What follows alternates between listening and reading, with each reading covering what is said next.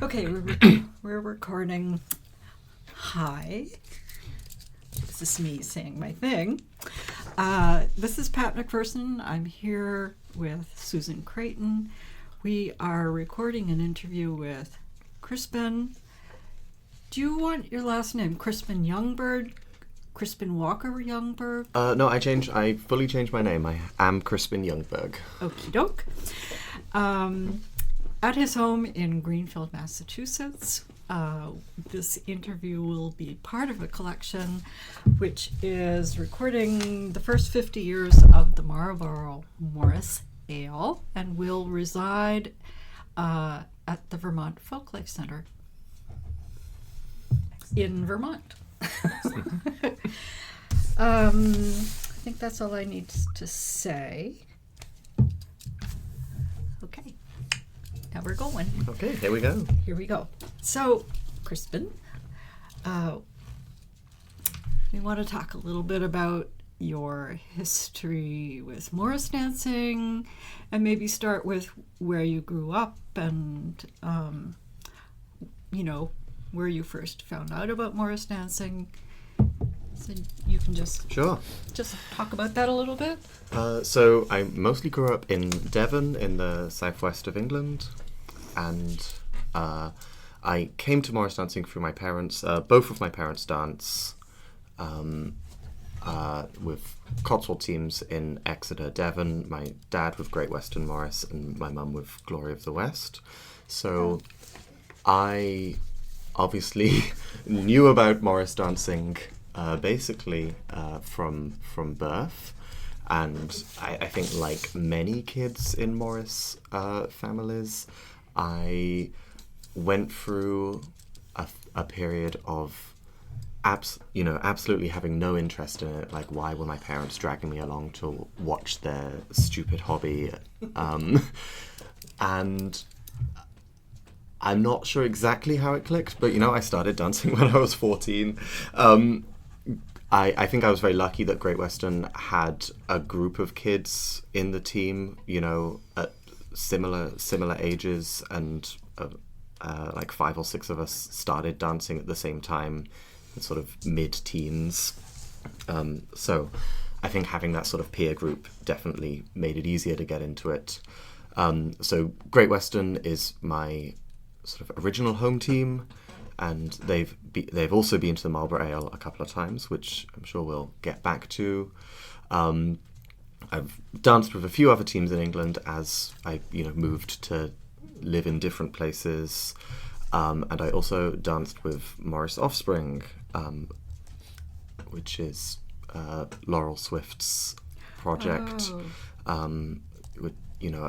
Laurel, over several iterations over different years, Laurel got together, groups of younger dancers.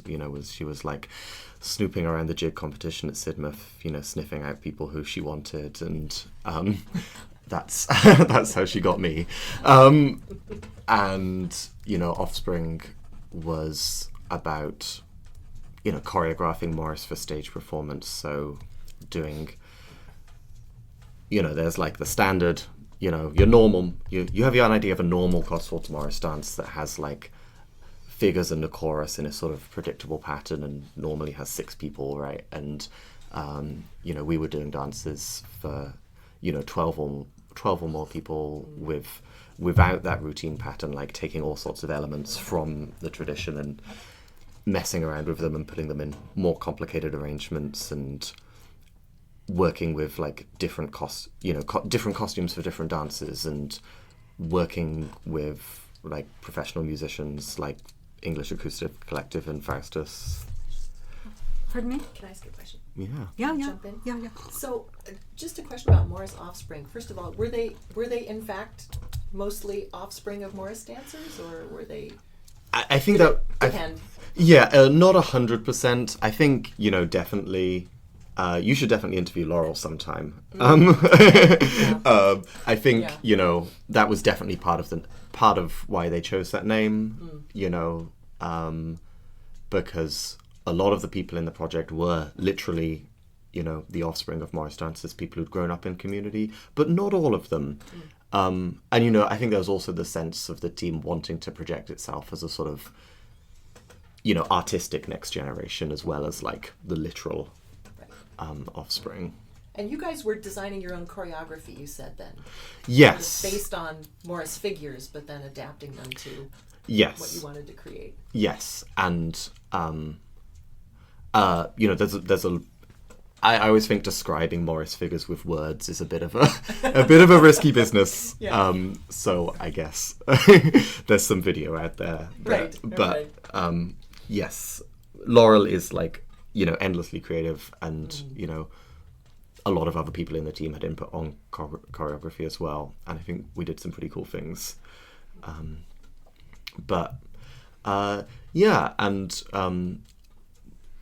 Just to sort of tangent back into biography, Morris Offspring is sort of how I ended up living here, because Morris Offspring did this sort of two-way exchange with Maple Morris, where in 2011 Maple, which is a group of a sort of similar but not exactly the same project of younger dancers in the North American Morris scene, came over to England and did a show with us in London and went to Sidmouth Folk Festival. And then we did the return journey when Offspring came to America in 2013, and danced in Pinewoods Camp in Boston and in Toronto. And that is where I met my now wife, Mog. And, setting events in motion that eventually resulted in me living here, talking to you in my house in Greenfield, Massachusetts. I want to ask you, go back a little Yeah. bit. And you said that your parents were both dancers with Glory of the West and Great Western Morris. Were either of those teams connected to where you lived, to a place, or was?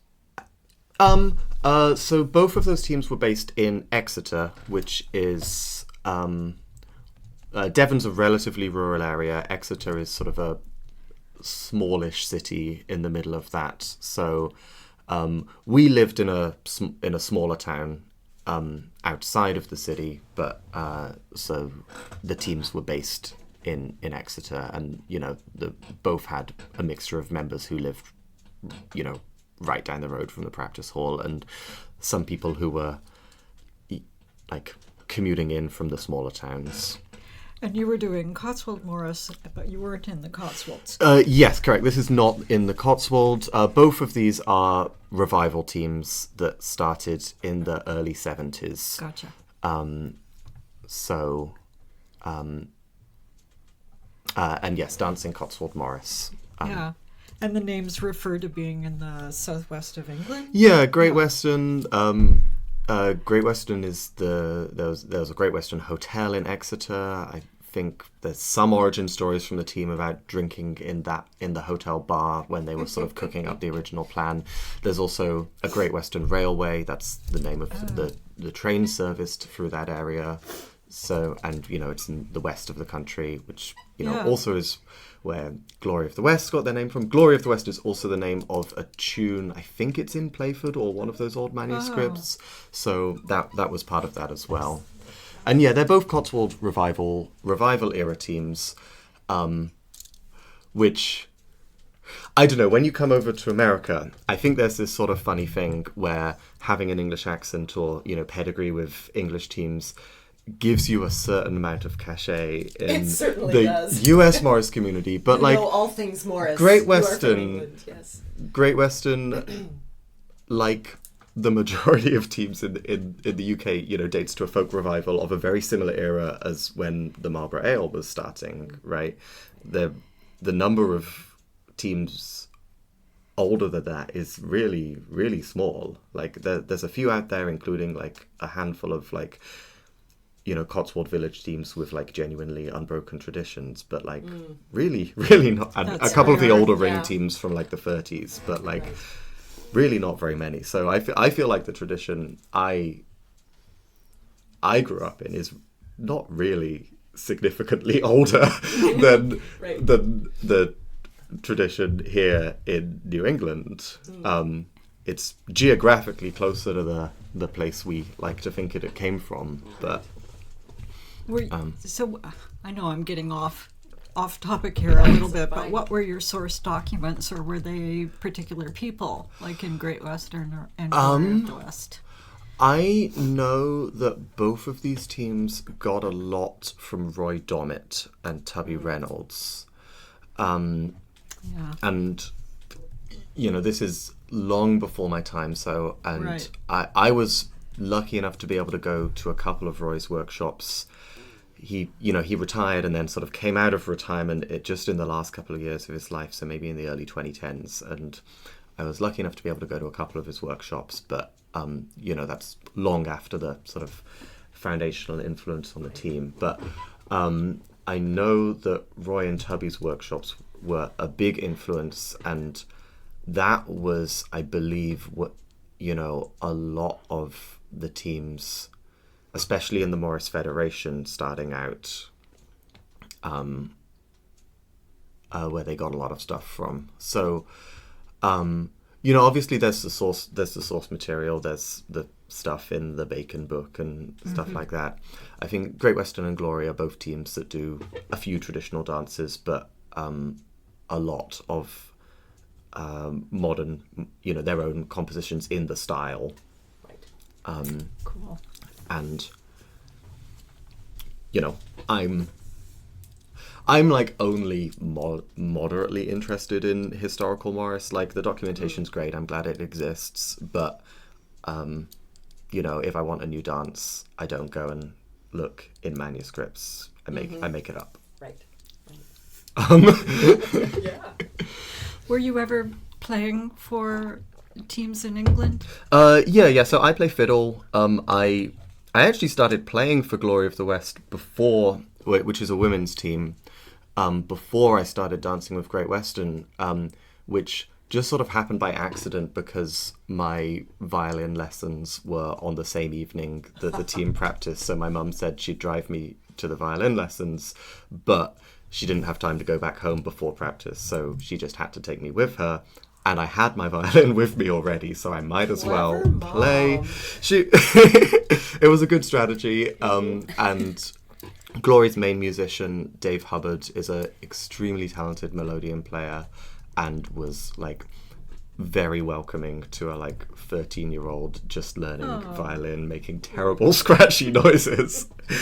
So yeah, I played for Glory of the West and have intermittently played for some other teams as well. I'm more of a dancer than a musician. You said you also danced with a few other teams when you were in England. Yeah, so just moving around the country, I went to university in York and danced with Marlboro Morris. How do you spell that? Ebor, comes from the Roman name for York. Ebor. When we're all done, I have a funny story. Okay. Ebor. And I also lived in London for a year and danced with Hammersmith. And I also lived in Bristol for a little while and danced with Nonesuch. Are these all men's team, women's team? Ebor is a men's team and a ring team as well, which was a different experience for me, because that's just a different part of the Morris world. Great Western are a men's team, but they're definitely, had been part of the Morris Federation since, I believe, as soon as it allowed men's teams to join. And also a men's team that's always had majority women musicians. So, there's a difference between a single gender dance team and a single gender social group. And Right. Great Western is one but not the other.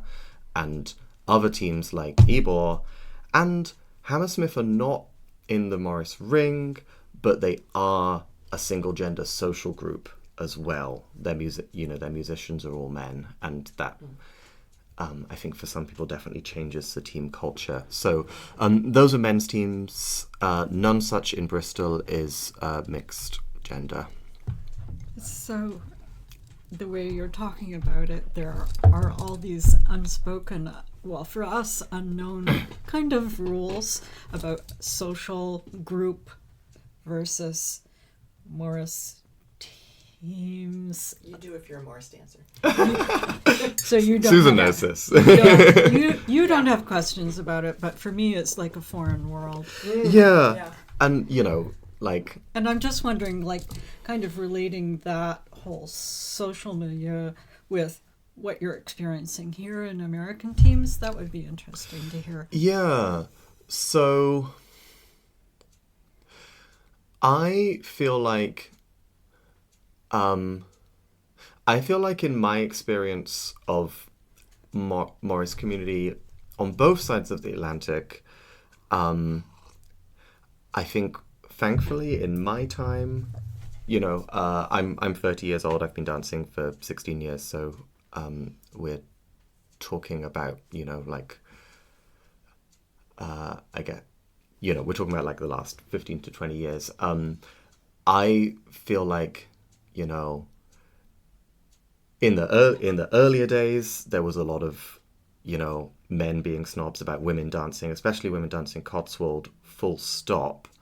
And I feel like most of that is less of an issue now, both in the US and the UK. There are some very well-established, well-regarded women's Cotswold teams.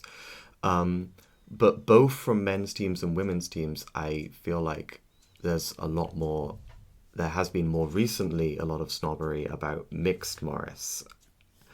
And, you know, I was sort of shocked when I learned that the Marlboro Ale had an official policy of not inviting mixed Cotswold teams until, like, ridiculously recently. Like, you know, Maple Morris had to get a special exemption, or I believe Oxbow may have been the first adult mixed Cotswold team to, you know, get a full invite to their ale, and that's like in the last 10 years.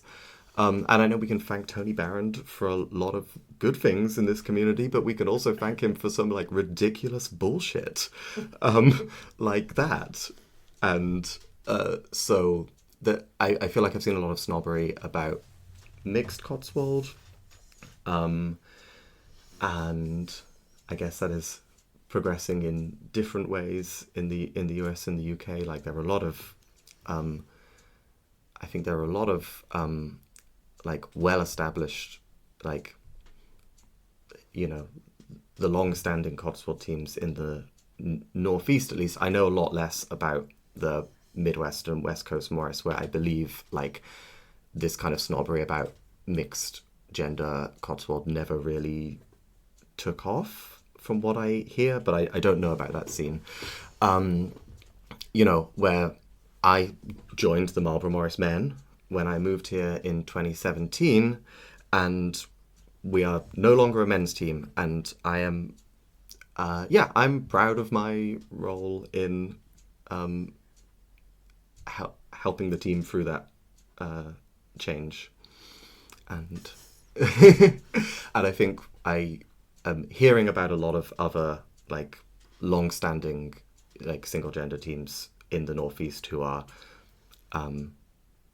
thinking about that or going through that process, or having their younger members, especially like younger queer and trans members, like say, actually, you know, this is, you know, I think if I'm not necessarily opposed to single gender Morris, but if you are going to have a single gender Morris team, I like need you to have a like well thought through and inclusive understanding of where trans and non-binary people fit into that. And Yeah. I don't necessarily believe that's impossible. I think after Marlboro made that change, I think I had a lot of people asking me questions about what that meant for their team, and I tried to be, you know, very clear that like I don't think we're making like a manifesto about the future of the Morris community.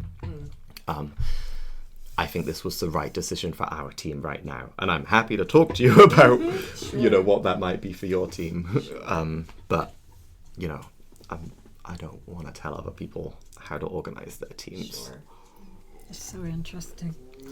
So what's the difference between a social group and a Morris team? I'm not saying the right words, but I think I know, but does this happen in England and it happens here as well? And I'll just say, you're not the first person to comment on this too. This has come up in other interviews Yeah, it we've heard has. where people talk about, I think in the case of some of our interviews, a team needs to decide whether it's a social group or a Morris team, which is not really Yeah. exactly what you're talking Well, about. But I think there's a this few different distinction things. is on people's I think there's a minds. few different things there. I think one of the fundamental questions for any Morris team is the balance of social group and performance team, and how seriously you take the like practice and getting things absolutely spot on, like physically together and jumping really high, and like how intense you want to be about that versus like this team is also a social group, like we perform, but we're also doing it because we're a group of people who want to hang out together,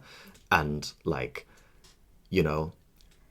there are teams out there who don't give a shit if they look messy or make mistakes in dances, and they're having a great time, and I think that's wonderful. And there are teams who like care very deeply about their performance, and I think sometimes if you do that badly, that results in kind of just being mean. And so I think like how you strike that balance is a question for any Morris team, and I don't think there's a single right answer. Sure. But with Marlboro at least, so for the last two, the last 3 years have been a bit weird, but I have been the foreman or dance teacher for Marlboro Morris. We're now Marlboro Morris M. We just lost the last 2 letters of our name, which was a sort of jokey interim decision, and I think it's stuck because it's been 3 years now. But I'm the dance. I run practices and teach dances for the team, and I try really hard to get as much of both sides as possible. Like, I want the team to look good, and I want us to care about practicing and like how we look and how we perform, but not at the expense of like social inclusion. So they're not mutually exclusive. I don't those two think aspects. so. Like, I very firmly believe that, like, this is what I learned from Great Western, that if you're a new member of the team, if you show up to the majority of practices for a practice season, you should dance out. Like, no question about like, are you good enough yet? And some teams, including Hammersmith, who I danced with in London, have more formal processes for like the team leadership telling you when you are ready, and that could happen very quickly for some people, and it could take multiple years for others if they stick around to find out. And Heartbreaking. yeah, that is. I enjoyed dancing with Hammersmith. I like them a lot, but that is absolutely not how I would choose to run a team that I was in charge of. Yeah.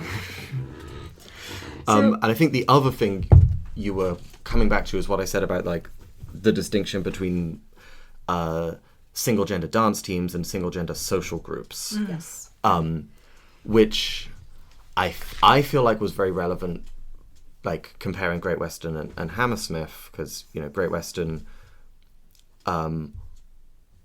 always had mostly women in the band, and Right. some of them were partners of men who danced and some of them weren't, and I think that affects team culture, and I think it also meant there were, depending on who was in the team at the time, there were also a lot of kids hanging around, and other teams I've danced with are definitely like all male social groups, and Hammersmith have like some team events are like bring your family if you want to. Some team events they have a lads weekend, which is a weekend away, which is very definitely just the team. Do not bring your partners or children. Which is when they It's say it's a important lad's and they're thing, fun. there's also that there's some assumed heterosexuality there, because if you say it's a men's thing, like, can I bring my boyfriend if he doesn't dance with the team? He's a man, right? Mm-hmm. He's a lad.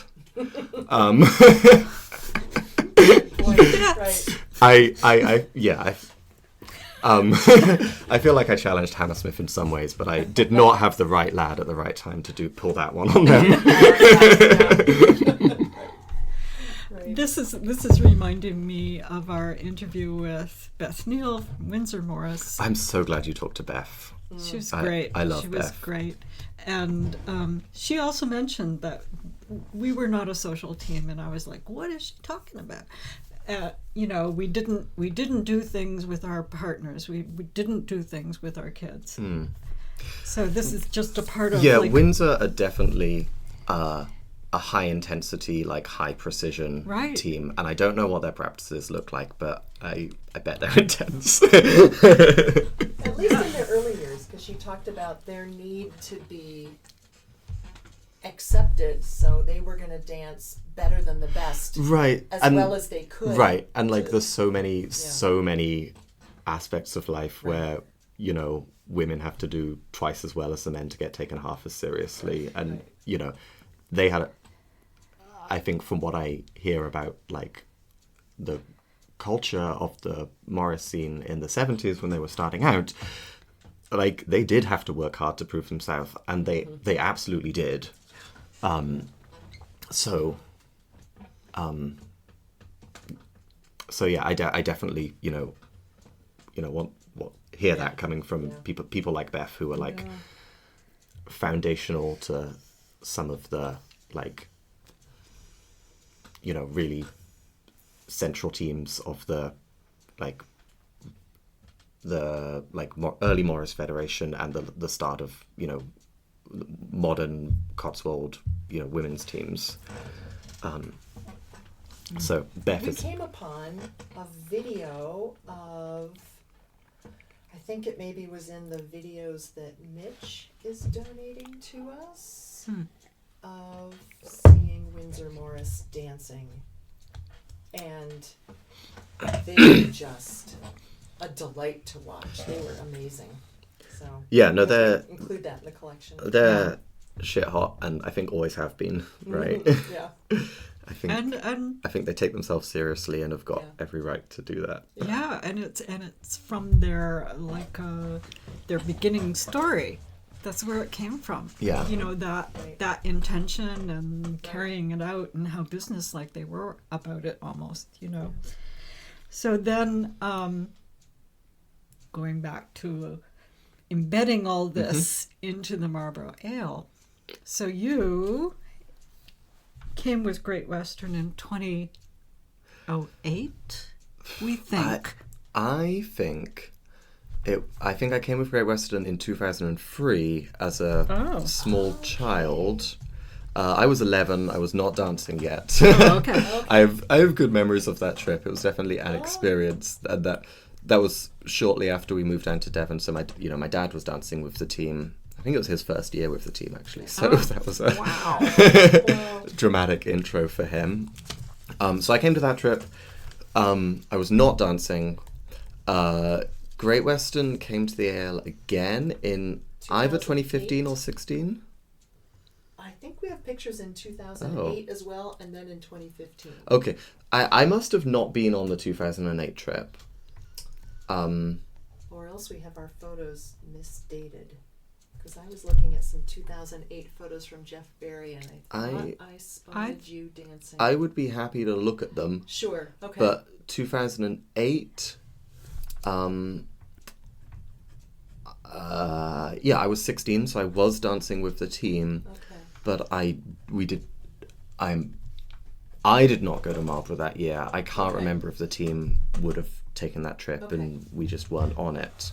So send me the photos. We'll check the photos I'll let you know what I think. We've got the photos right here. We'll show you Okay. afterwards. Yeah. But yeah, 2015 we came, and I was dancing then. This was before I moved here. So yeah, I came to the Marlboro Ale in 2015, and then after I moved here, I've come every year with Marlboro. When did you? I guess I came in 2018 and 19 with Marlboro, then the 2 online / not happening 2021. years, Yeah, and virtuals. then 2022. Yeah. Okay, we're back on. So the first time you came as a dancer then with Great Western was 2015. Yes. So, what are your memories of that ale? That you can share. Yeah. So I think this is a good chance to get onto sort of what's more different between, Yeah. US and New England and UK Morris culture. I'm trying to correct myself and say New England Morris culture instead of US, because there's Morris culture outside of New England that exists and has its own sort of history and culture that I don't know much about. But In the same way, we realize we can't ask you to speak for all of UK Morris culture either. So. I mean, I can try. I'll see what I Right. can get away with. Experience. That's right. So yeah, coming to Marlboro, we're definitely, it's very clear that the Marlboro Ale, I think the organisation and the community likes having English teams there. You get, you're the novelty guests, right? The ale is, I don't know, 90% or what, but like a big percentage of the ale is the same people, the same teams every year. And I think that's, part of what makes it a really strong community and have that, reunion vibe. And now that I live here and have come more regularly, I definitely appreciate that. But, seeing that from the outside and feeling that, feeling being the novelty item, right? And not necessarily in a bad way. It's, sometimes it's nice when people pay attention to you like that.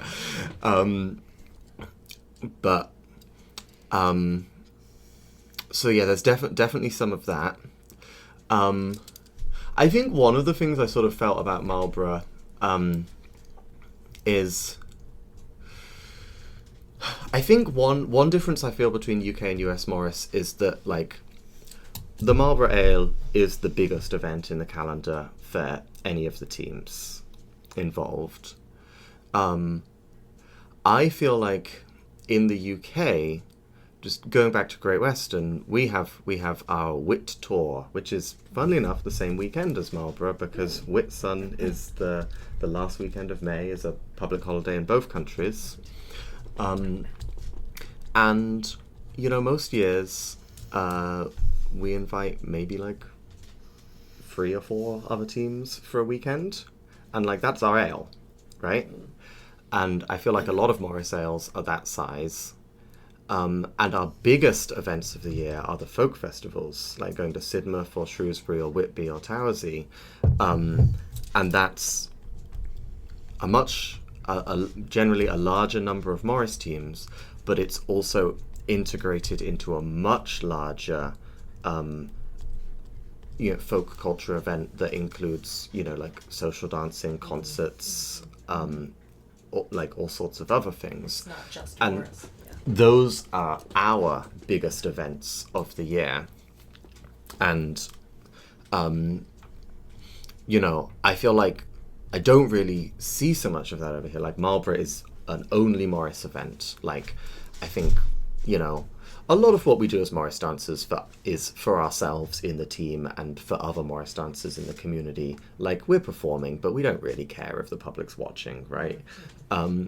But I sort of feel that's more the case here. Like, Marlboro is very Morris community focused, and often we're dancing in the parking lot of a garden center in a tiny town in Windham County, and like there's no one watching, and we don't care.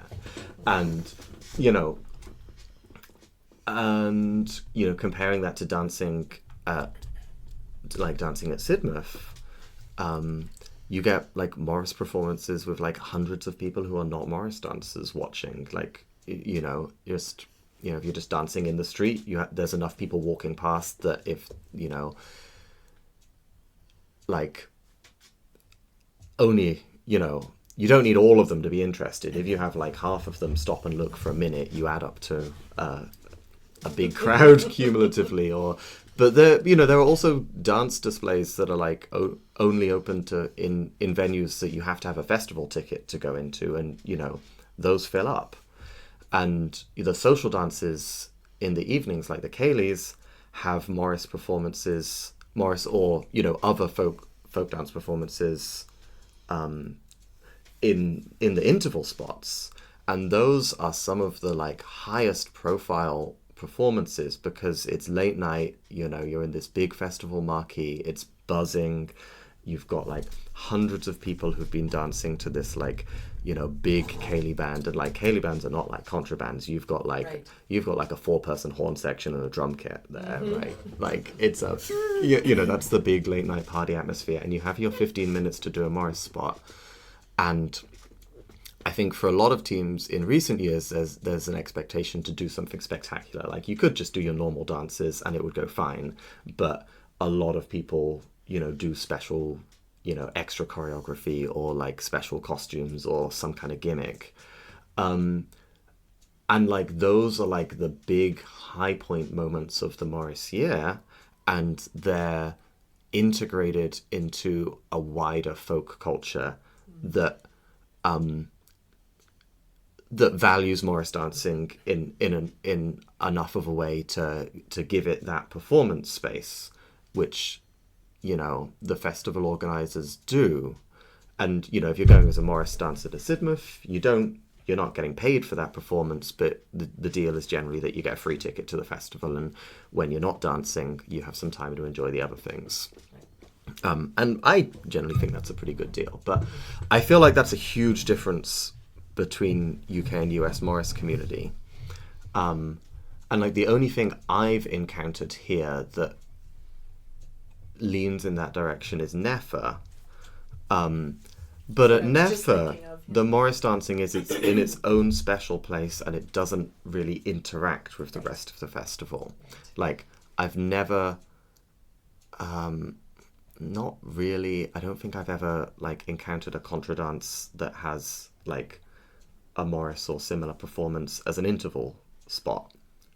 I would love to do that if anyone wanted us, but so I think that's a big that feels like a big difference. And interesting. The one kind of team that I've seen have kind of a showcase spot at NEFA, there were sort of big dance performance slots on the schedule throughout the weekend, and it used to be that the Sunday afternoon performance was one of the biggies. And occasionally a rapper team would be invited to do a slot there. But you're right, never Cotswold. Yeah. Kind of thing. So I don't know if any contra dance organizers are listening to this recording. Call me.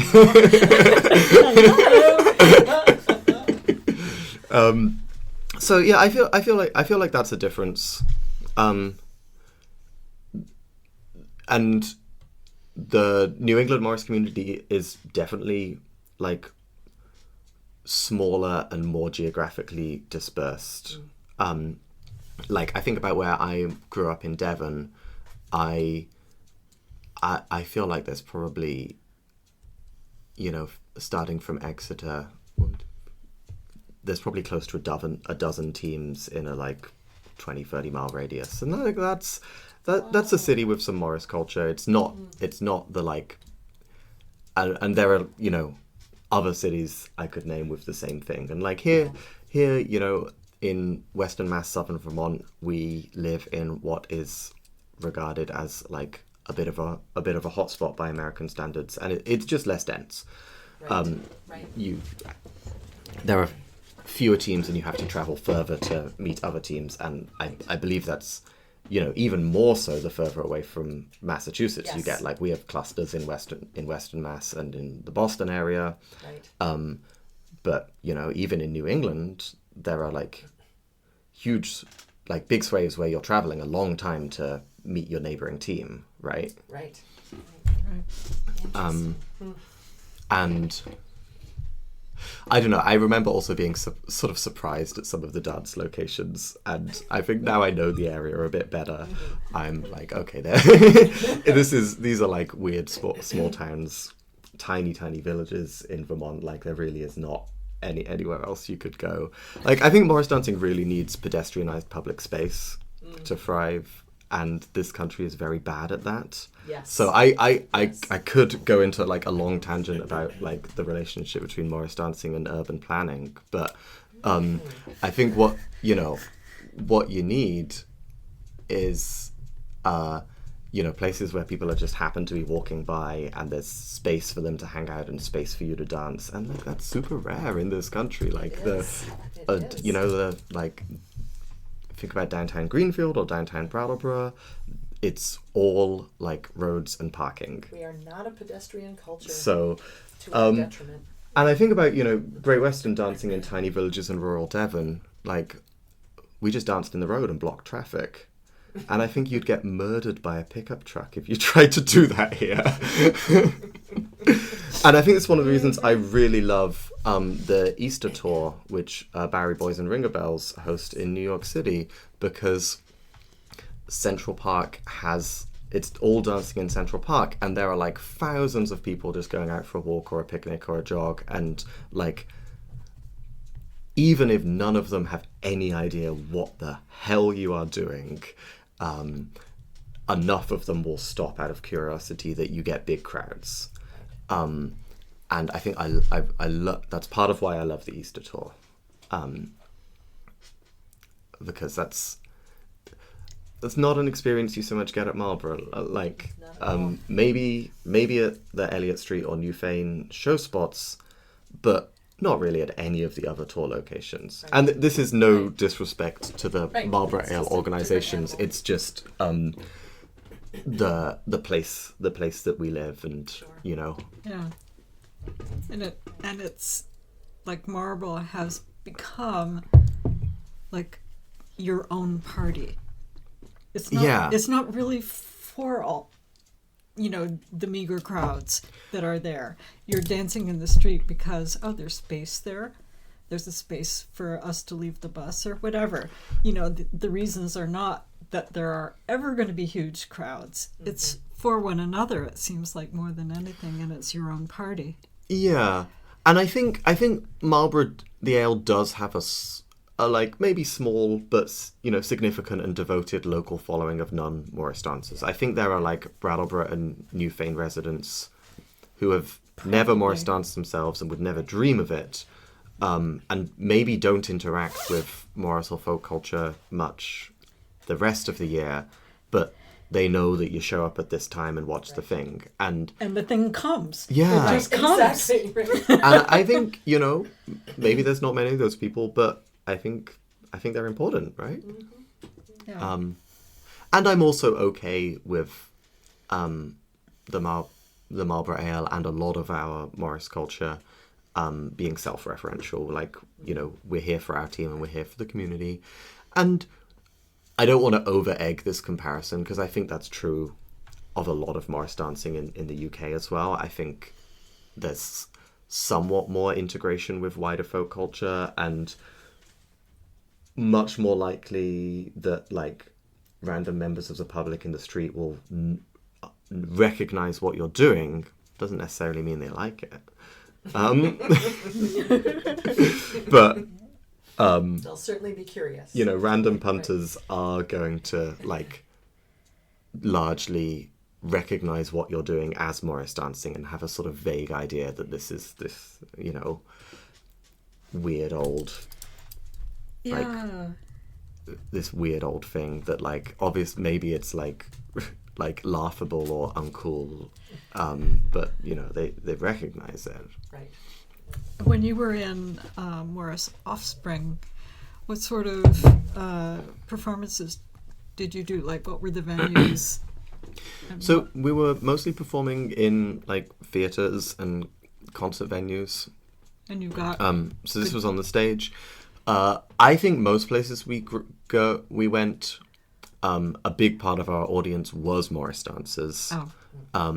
I think a bunch of other people connected to folk music and folk culture in other ways. Often we had like, moderately famous folk musicians playing with us. Like one of the tours I did was with the band Faustus, which is was Paul Sartin, Saul Rose, and Benji Kirkpatrick, who are all like, pretty well-known names on the like folk festival concert circuit. So I think depending on our band, some people would be who are maybe more like folk concert people than folk dancers. Some people might come to see them. I think we might have got a handful of like people who were interested in arts and dance and theatre, but not necessarily folk. But I wouldn't bet it was too many. So yeah, and there are like always like big dreams of like bringing Morris to a wider audience, and like maybe we did that a little bit. I think only a little bit. But that's okay. It's awesome fun being in a group like that. Yeah. Again, maybe we'd have just done it for ourselves for fun, even if no one wanted to watch it. Yeah, but I mean, that is... I had a great time. Offspring was, I think, very important to me. I think developing as a dancer and thinking about choreography. And, since then I have like written a lot of Morris dances that like a few different teams are performing now. And I definitely learned how to do that with Offspring. And, there's people there who, there's, like friendships and social connections that you really deepen in that kind of intense project together. Yeah, you bet. How are we doing for time? 45 minutes. Okay. We've kind of gone over everything. Are there any things about the Marlboro Ale that have stood out to you as turning points, either in your life in general or turning points in your life as a dancer?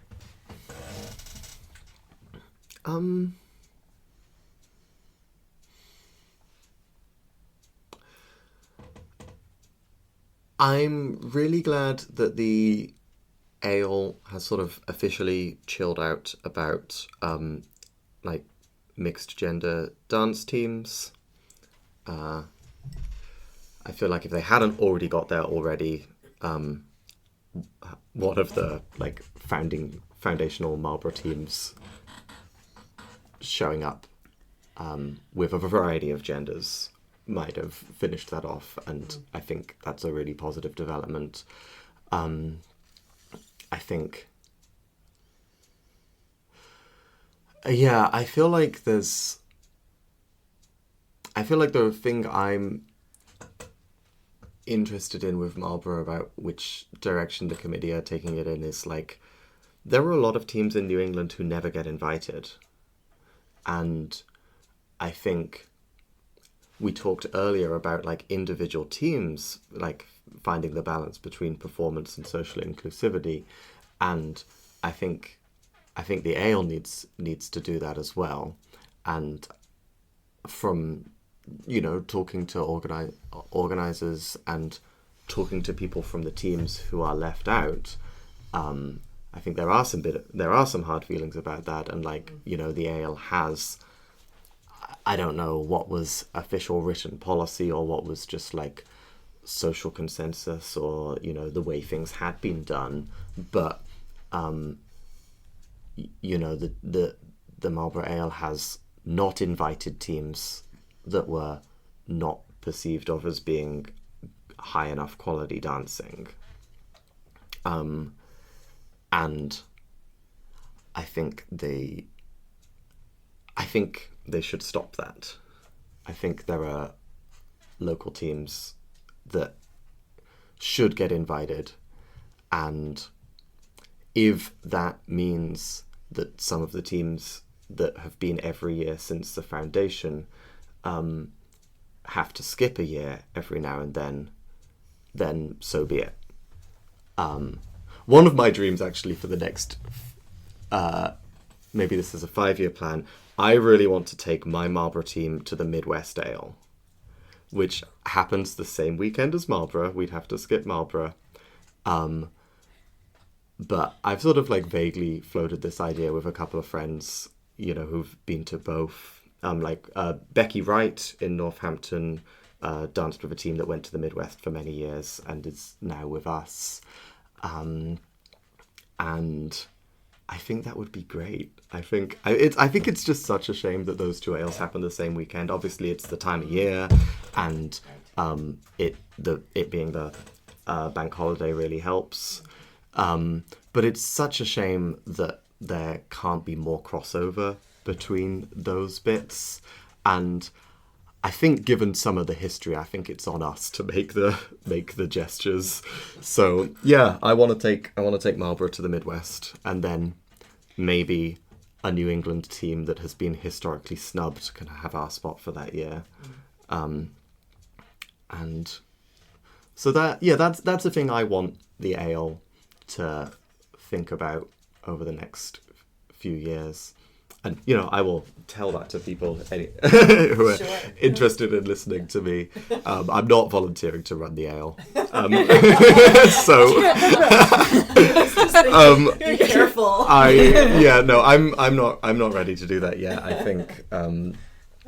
think maybe I will consider that in a few years, once I'm not in school and a bit more settled. And I think if it's been a bit longer for Mog, my wife, who was on the ale committee and was squire of the ale for many years, and I think very definitely needed a break by the time she stepped back from that. So I don't think she wants that business in her house yet. So I would consider it in a few years.